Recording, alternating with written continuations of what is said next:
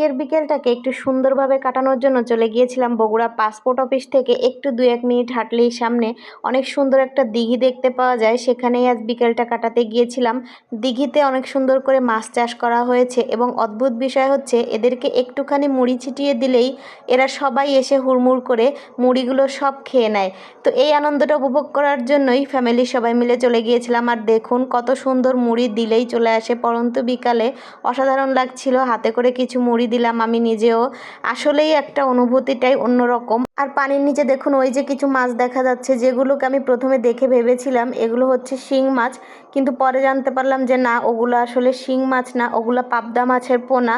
কিন্তু পানির নিচে দেখতে আমার কাছে মনে হচ্ছিল শিং মাছ। তো অসাধারণ একটা মুহূর্ত। আর এই জায়গাটা হচ্ছে আমাদের বগুড়া পাসপোর্ট অফিস থেকে 2 মিনিট হেঁটে সামনে আসলেই নীল সাগরের পাড় নামে জায়গাটা রাখা হয়েছে। নামটাও কিন্তু খুবই সুন্দর, আসলেও খুবই ভালো লাগে, মন ভালো হয়ে যায়। হাতে করে কিছু মুড়ি দিলাম যে তারা খায় কি না, তো দেখলাম একটু একটু এসে খাচ্ছে, খুবই ভালো লাগছে। দেখুন কত মাছ চলে এসেছে। এরপরে আমি একটু পা ডুবিয়ে বসে থাকলাম দেখার জন্য যে তারা আসে কি না আমার পায়ের কাছে। তো দেখলাম খুব সুন্দরভাবে দল বেঁধে এসে মুড়িগুলো খাচ্ছে। আসলেই অনুভূতিটা অনেক ভালো লেগেছে, বিকালটা খুব সুন্দর কাটিয়েছি। এরপরে কিছু ফুচকা ভেলপুরি খেয়ে চলে এসেছিলাম বাসায়। কেমন লাগলো জানাবেন সবাই।